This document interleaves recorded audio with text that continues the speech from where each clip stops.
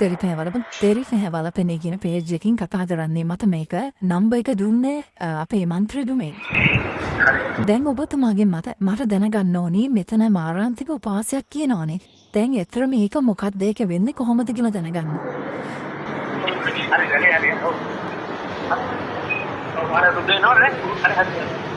ඔව් එතකොට මේ උපාසය මොන පරමාර්ථයෙන්ද ඇයි මේක කරන්න හිතුවේ? ඉතුරු කියන්නේ මෙහෙම මේක ඇවිල්ලා මේ රජයේ වරදක් නෙවෙයි නිලධාරීන් තමයි මේ වරද කරන්නේ. නිලධාරී ග්‍රාමීණ නිලධාරී රුපියල් 20000ක් කියලා දෙනවා මෙයාගේ හදලා දෙන්න කියලා. ලක්ෂ 50යි. ඒකට මෙයා හදලා දුන්නා. තේරුණාද? ඔව් දුන්න දෙන්න ආයි කපවුවා. අන්න ඒක තමයි ගැටලුව. ඒකට අමතරව මෙයාගේ හිතවත් ඉන්දියාවේ දෙනවා රිපෝට් එකක්. ඔව්. ඉන්දියාවේ රිපෝට් එකක් දුන්නාම ඒ රිපෝට් එක ග්‍රාමීණ නිලධාරීට ඕමනා නම් ටිකක් දාලා තියෙනවා. එතකොට මේක මොන වසමෙද මොන කොට්ටාස්ද කියලා අපිට කියන්න පුළුවන්. අන්තිම 6 ඒ උණගොල්ල. ඔව්. අන්තිම 6 ඒ උණගොල්ල. එතකොට ඔබතුමාගේ නම කොහොමද දෙන්නේ? ආරේ මොනවද සංකරප්පයි. එතකොට දැන් මේක දැන් මේක ඔබතුමා ඍජුවම දැන් අද මං හිතන්නේ සභාවිස්තුමත් ඔබතුමාත් එක්ක කතා කරා. ඒකෙන් මොනවද ඒකෙන් ඔබතුමාට ඒකෙන් මොකක් හරි ඒක දාවරින්න පුළුවන් නේද? ආදේශයේ සභාපතිතුමානේ. ඔව් සභාපතිතුමා. ඔව් නේ මේ මන්ත්‍රීතුමා අපි එයා කතා කරපු විදිහට ගැටලුවක් නෑ. එයා කතා කරපු විදිහට අපේ හැකිය වෙන දේ තමයි කියන්නේ. රජයේ තියෙනවා මේගොල්ලෝ නිලධාරී මේක අවුරුදු කරනදාට අතක් කියලා ඒකනම ප්‍රාදේශීය ලේකම් මේ 11 මේ මාස 11 යනකල් එක මානකක් කියන්නේ ගිහින් බලන වෙනවා.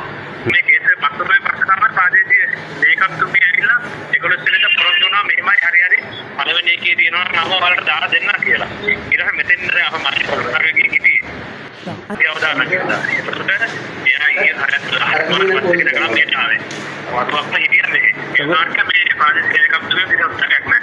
ඔව් එතකොට දැන් මේක මාරාන්තික උපවාසයක් විදිහටද යන්නේ කොහොමද ඒකද මේ ඉන්නේ පස්සට මොකද තව කවුරු සම්බන්ධලා ඉන්නේ මේක සාබ එතකොට තව කෙනෙක් ඉන්නවා හොඳ ගෙදරක් තියෙනවා අධ්‍යාවදාන යට ගෙදරක් තියෙනවා මිද ගෙදරක් නැහැ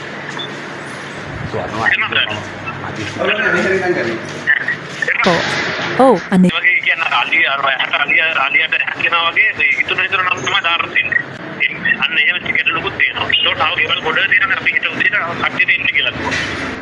යනවා ඒක බෑනේ. මේක ඉවරෙන් මොකක්ද අපිට ඉස්සෝ මේක හරියටද දැන් අද අපිට දෙනවා කොහොමද දෙන්න කියලා දාලා.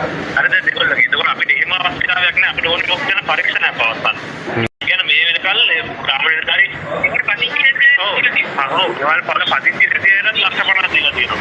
ඒ කියන්නේ අපි තව පහයක් හිටියේ නැහැ කියලා ඒගොල්ලන්ට ලක්ෂ 5 දෙනවා ගමන් තුනනවා කාමරකාරී ඒගොල්ලෝ මේ කරගෙන වැඩ කරගෙන යනවා.